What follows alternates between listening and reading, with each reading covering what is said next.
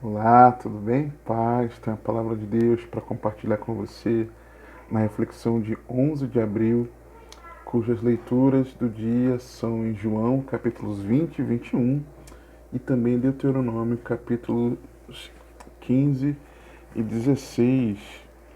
Nós encontramos textos especiais, na verdade toda a palavra é especial, mas Deuteronômio traz ensinamentos importantes a respeito das três festas. Todas elas acabam apontando para o Senhor Jesus. Fala a respeito da remissão, né, no sétimo ano, de você repartir com teu irmão, né, ser liberal, ser mão fechada. Explica a questão, a origem daquela questão do se teus olhos forem bons, se teus olhos forem maus, teu corpo será luminoso, que na verdade, tem origem no entendimento do que o olho maligno é você ser alguém avarento, o olho bom é você ser generoso. Né? Tem mais esse sentido do que necessariamente você olhar para coisas más e para coisas ruins, ou enxergar bem com uma boa intenção ou como uma má intenção. Ela acaba se ligando mais nesse contexto aqui. Mas João 21, por exemplo, é muito especial falando sobre aquele momento de restauração de Pedro, por exemplo, na segunda pesca maravilhosa. E, mas, no capítulo 20, o que muitos acreditam como o final original de João, né, e depois o João teria feito apenas um acréscimo para fechar um raciocínio de algo que era comum de ser falado na época. E diz assim, versos 30 e 31 de João 20. Jesus, pois, operou, também em presença de seus discípulos, muitos outros sinais que não estão escritos neste livro. Estes, porém, foram escritos para que creiais que Jesus é o Cristo, o Filho de Deus, e para que, crendo, tenhais vida em seu nome. E aí, quero contar algo, uma ilustração, falando sobre o cético vencido. Disse que certa vez, um cético, falando acerca da Bíblia, disse que nesses dias era impossível acreditar num livro cujo autor não se conhece. Um cristão que ali se achava perguntou-lhe então se ele conhecia o nome do autor da tabuada. Não, respondeu ele.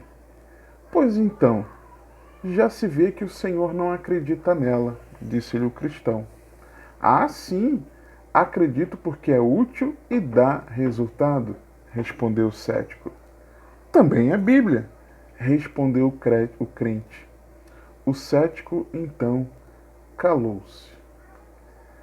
Mas aí, por mais que nós pensemos assim, o crente dá uma resposta maravilhosa, né? Calou a boca do cético. Porém, a gente precisa pensar em algo aqui. A Bíblia é útil e dá resultado para quê? Por que você crê? Porque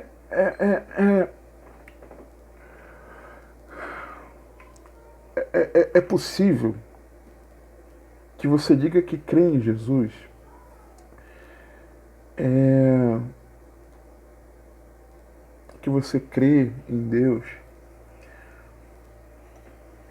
porque você tem saúde, porque você foi curado de uma enfermidade, porque um familiar seu foi curado de uma enfermidade, porque você tem uma família, porque você conseguiu casamento e o teu marido ou tua esposa são pessoas que você é muito feliz no seu matrimônio.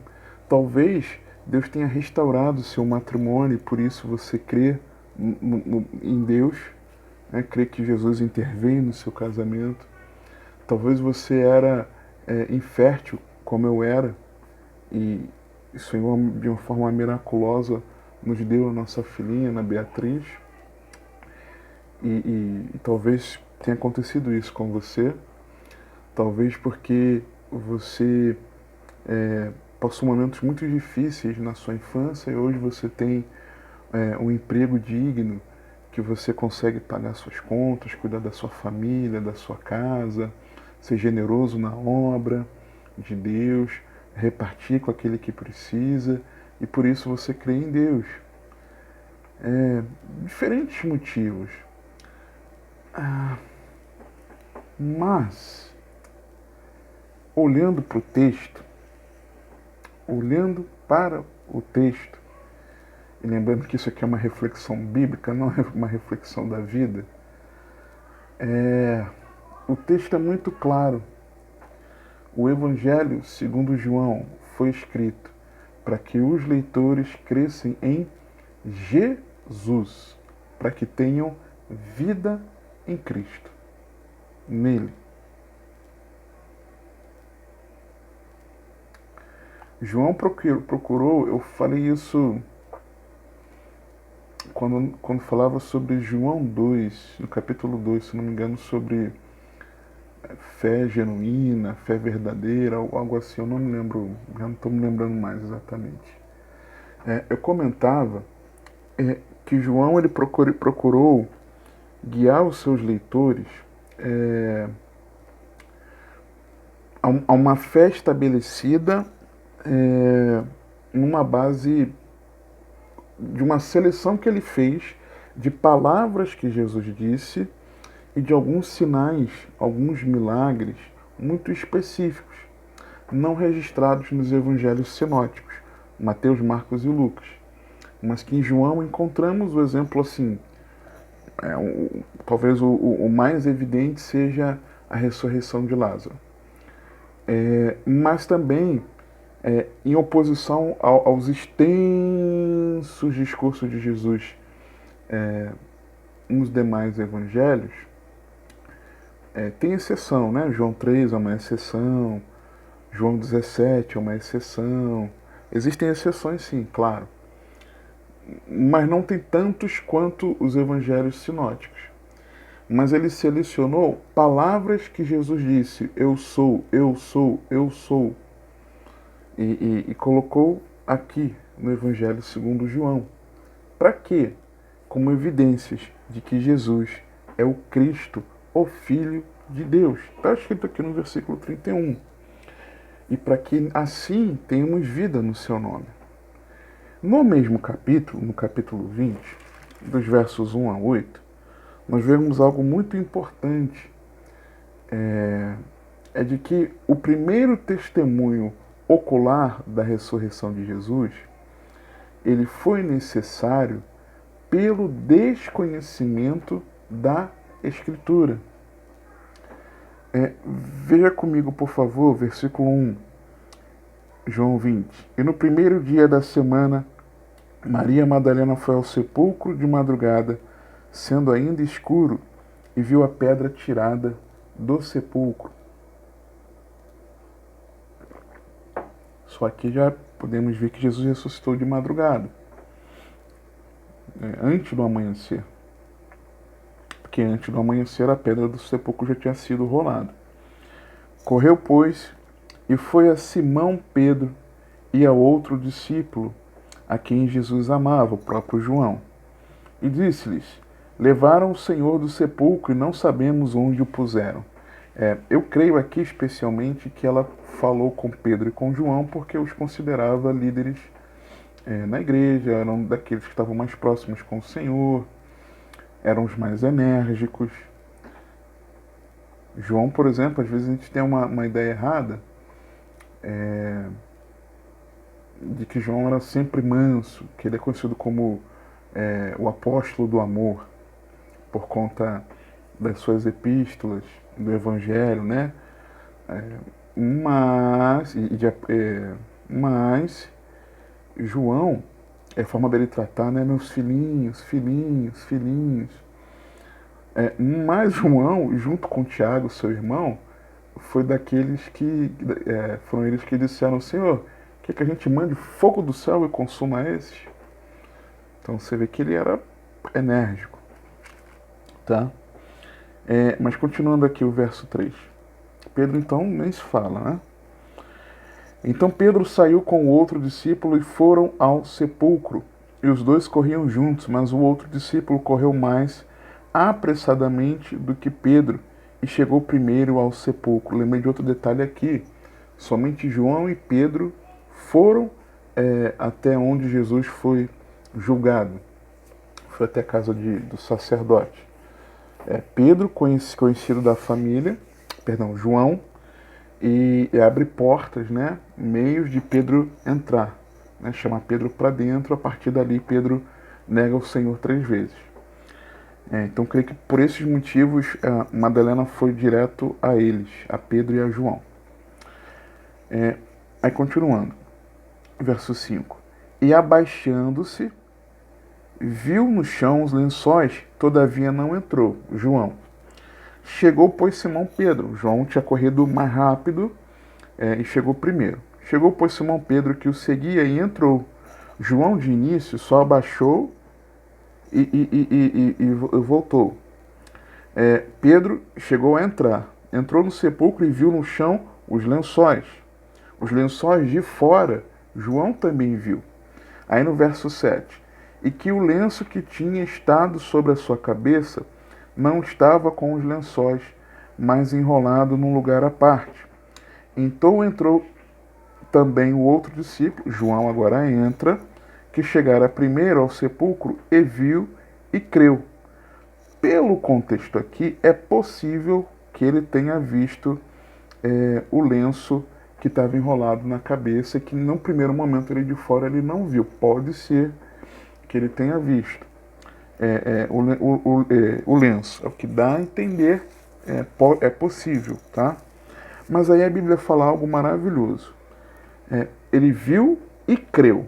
Algo ele viu quando ele entrou, não apenas olhando porque abaixou e olhou da entrada, mas porque ele entrou e creu. Só que aí a Bíblia diz algo. Porque ainda não sabiam a Escritura que era necessário que ressuscitasse dentre os mortos. Por que eles precisaram ser testemunhas oculares de que o sepulcro estava vazio? Porque eles ainda não sabiam a Escritura. Se eles soubessem a Escritura, eles teriam crido.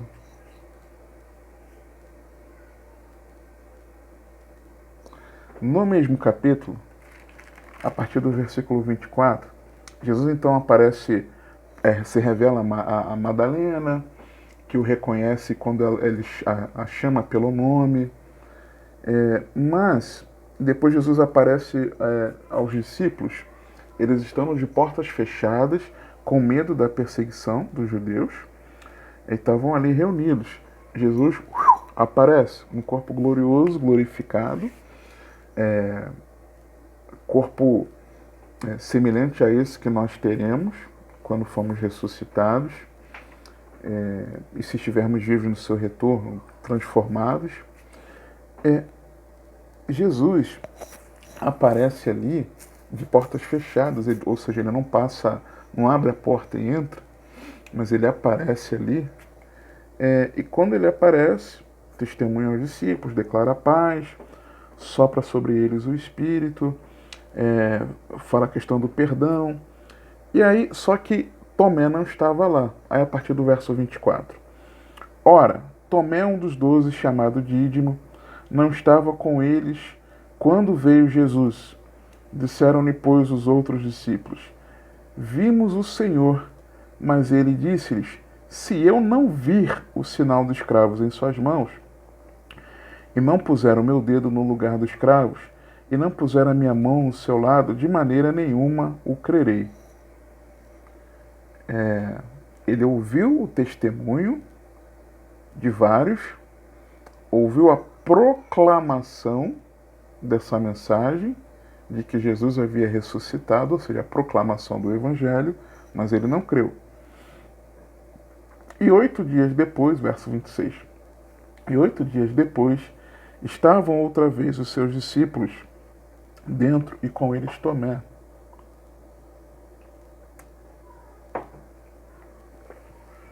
Chegou Jesus, estando as portas fechadas, e apresentou-se no meio e disse: Paz seja convosco. Depois disse a Tomé: Põe aqui o teu dedo e vê as minhas mãos, e chega a tua mão e põe-na no meu lado, e não sejas incrédulo, mas crente. Jesus repreendeu a incredulidade dele. E Tomé respondeu e disse-lhe: Senhor meu e Deus meu. Disse-lhe Jesus: Por que me viste, Tomé, creste? Bem-aventurados que não viram e creram. E esse é o ponto. A nossa fé pode ser que ela esteja não firme no Senhor, porque temos uma expectativa de contemplar algo na nossa vida que não tenhamos ainda contemplado e por isso, de verdade, ainda não cremos em Jesus. Usamos isso como desculpa. A proclamação do Evangelho é suficiente para que creiamos. É o que eu aprendo aqui com Tomé, o exemplo de Tomé. Romanos 10, 17. De sorte que a fé é pelo ouvir, e o ouvir pela palavra de Deus. A palavra de Deus, a Bíblia Sagrada, o livro que Deus escreveu, ela é inerrante, ela não contém erros. Por serem, essas escrituras não contêm erro, por serem a inspirada, infalível e completa palavra de Deus. A sua inerrância é plena e absoluta, não tem erros, ela é isenta de erros. O que pode acontecer, ela não tem erros nem doutrinários, nem culturais, nem científicos. Tem gente que fica argumentando isso. Ela nos inspira total confiança. O que pode acontecer? São erros na tradução, muitas vezes, que fazem com que nós não tenhamos o entendimento correto do que o autor quis dizer.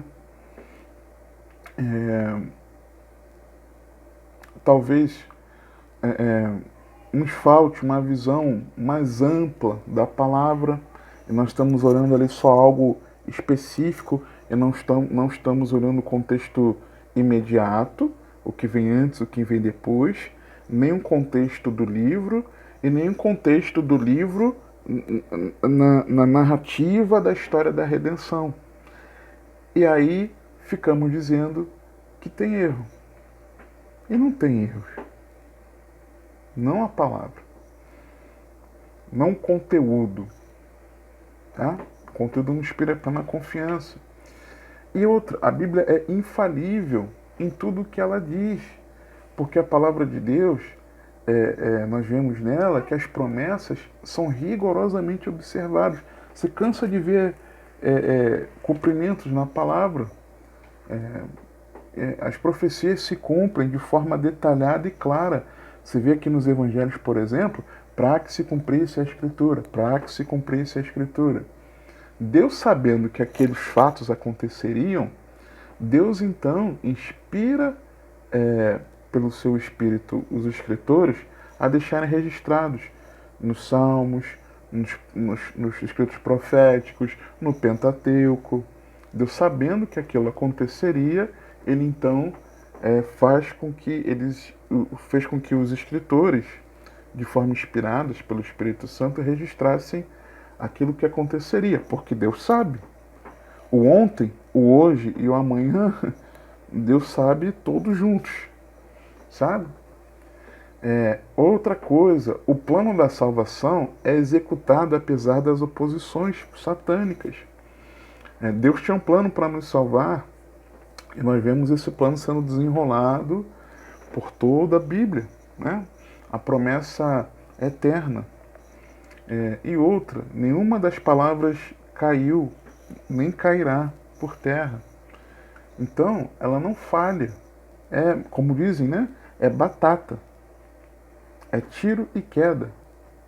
Tiro e queda não é uma boa expressão, né? Mas é batata. É ali, ó.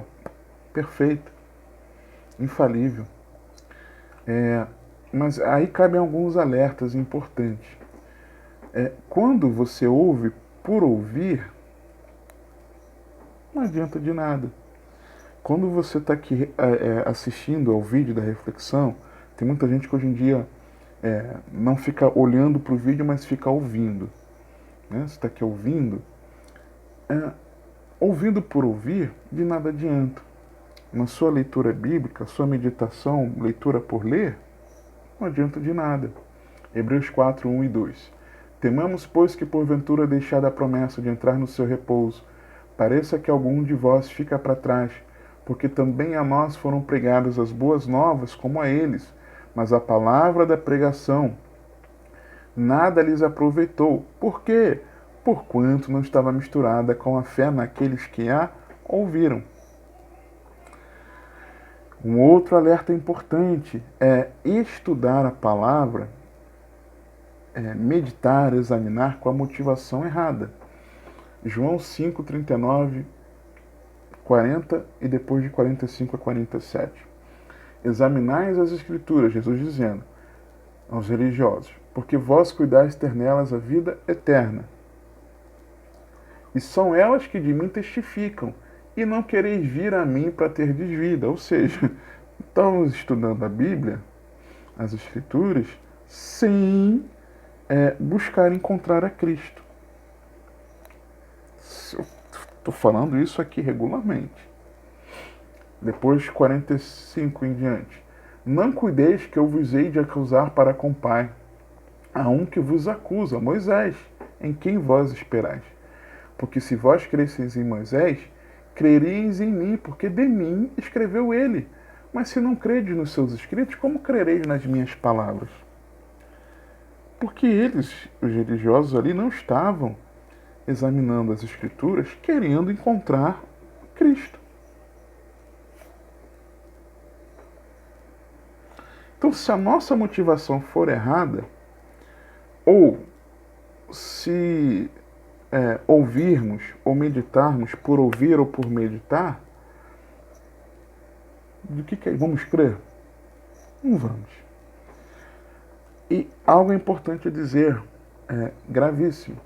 Quem não crê na palavra é réu do juízo. João 12, 47 e 48.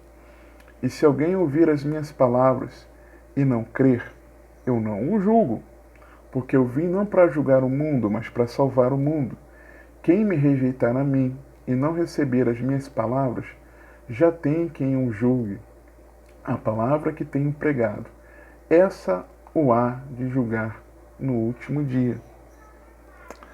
Quando cremos na palavra de Deus, nós encontramos salvação.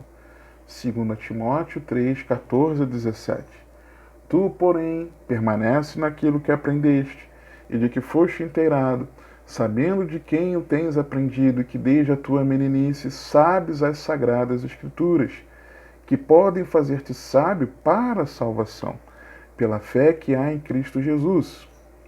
Toda a Escritura é divinamente inspirada e proveitosa para ensinar, para redarguir, ou seja, para repreender, para corrigir, para instruir, aperfeiçoar em justiça, para que o homem de Deus seja perfeito e perfeitamente instruído para toda boa obra. Sabes as sagradas Escrituras que podem fazer-te sábio para a salvação pela fé que há em Cristo Jesus. Aqui, na palavra, nós encontramos salvação em Jesus. Quando cremos na palavra, nós recebemos o Espírito Santo. Gálatas 3, 1 a 5. Ó insensatos Gálatas, quem vos fascinou para não obedecerdes à verdade? A vós, perante os olhos de quem Jesus Cristo foi evidenciado, crucificado entre vós, só quisera saber isto de vós: recebestes o Espírito pelas obras da lei ou pela pregação da fé? Se eu não me engano, Gálatas 3, esses versículos iniciais foram versículos que eu usei como base da minha, talvez da minha penúltima pregação na igreja. É uma mensagem de fé, se eu não me engano, é esse o título. Crucificado entre vós, só quisera saber isto de vós: recebestes o Espírito pelas obras da lei ou pela pregação da fé? Sois vós, penúltima, né? Porque a última foi sobre preparados para a volta de Cristo, né? Como pequeno rebanho. Sois vós tão insensatos que, tendo começado pelo Espírito, acabeis agora pela carne? Será em vão que tenhais padecido tanto? Se é que isto também foi em vão. Aquele, pois, que vos dá o Espírito, que opera maravilhas entre vós, o faz pelas obras da lei ou pela pregação da fé? Ou seja, a pregação da fé, que aqui é a pregação do Evangelho, é por meio dela, crendo nessa mensagem, rendendo-se a Cristo, é que nós recebemos o Espírito Santo. Primeiro, ela nos habilita para a salvação. Por ela, nós recebemos o Espírito Santo. E uma outra questão é de que por ela nós somos transformados. Quem crê na palavra é transformado. 1 Tessalonicenses 2,13.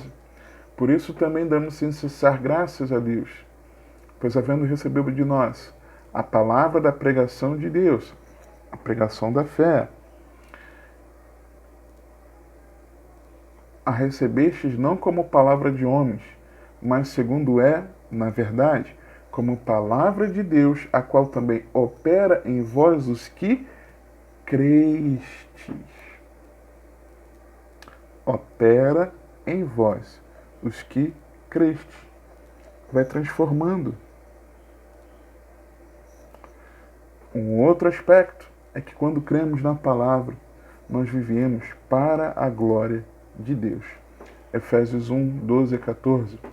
Com fim de sermos para louvor da sua glória, nós o que primeiro esperamos em Cristo, em quem também vós estáis, depois que ouvistes a palavra da verdade, o evangelho da vossa salvação, e tendo nele também crido, fostes selados com o Espírito Santo da promessa, o qual é o penhor da nossa herança, para a redenção da possessão adquirida, para louvor da sua glória.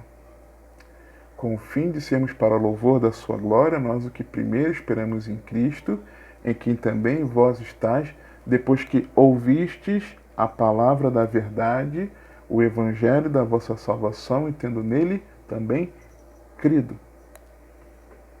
Uma vida para a glória de Deus.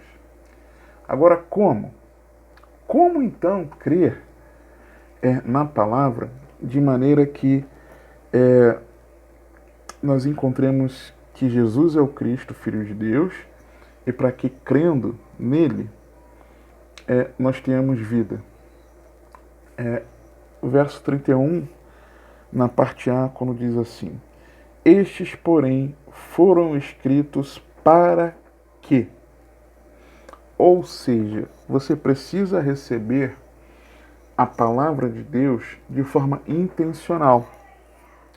O João fez questão de escrever: foram escritos para quê? Ele quis que nós soubéssemos.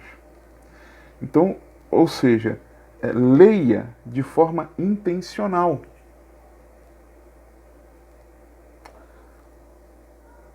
Primeiro, lendo, ouvindo, com sinceridade.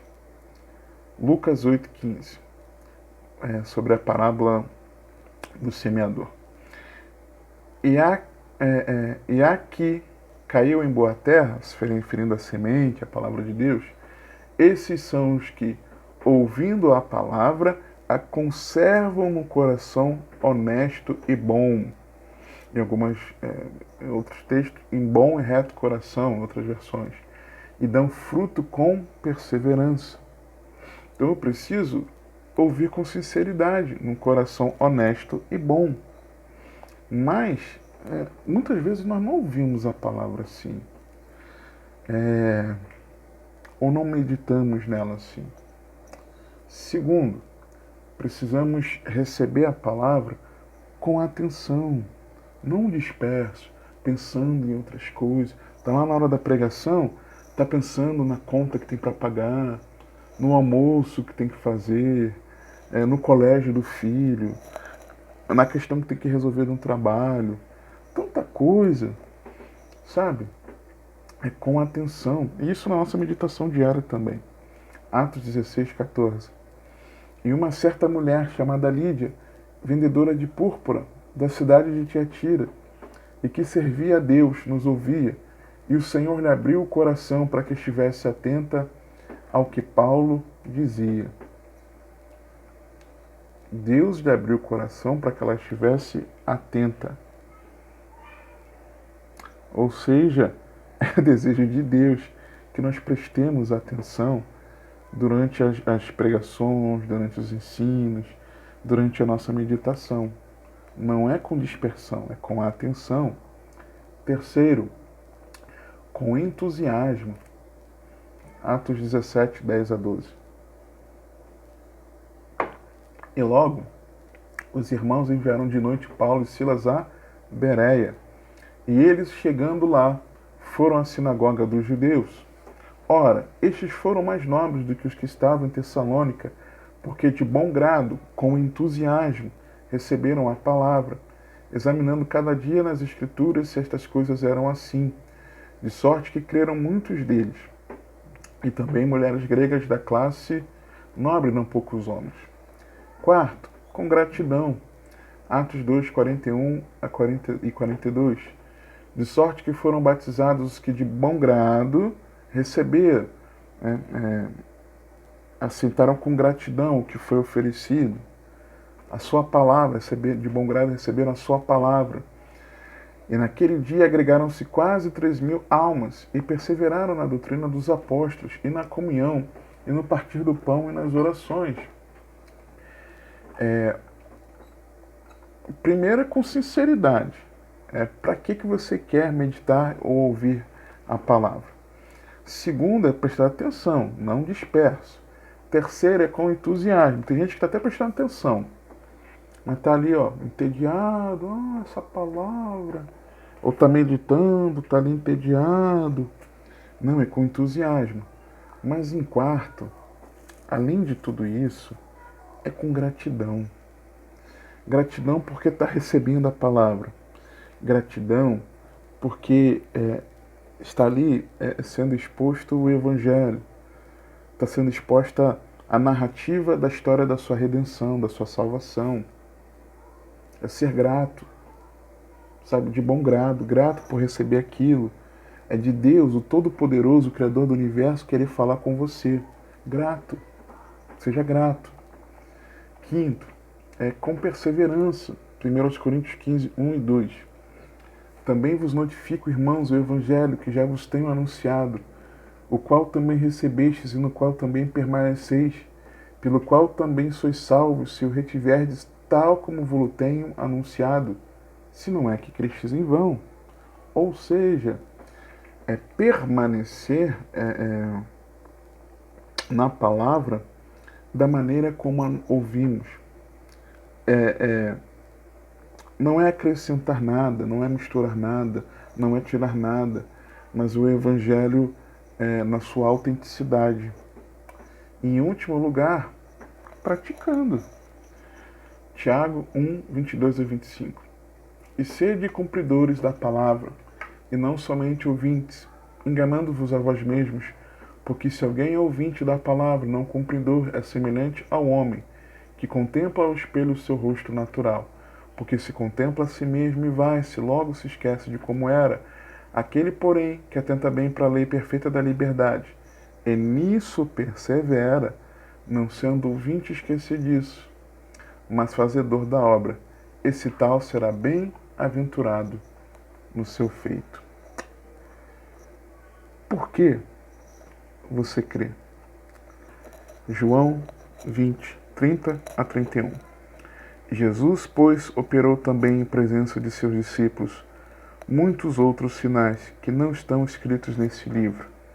Estes, porém, foram escritos para que creiais que Jesus é o Cristo, o Filho de Deus, e para que, crendo, tenhais vida em seu nome. Para que tenhais vida em seu nome.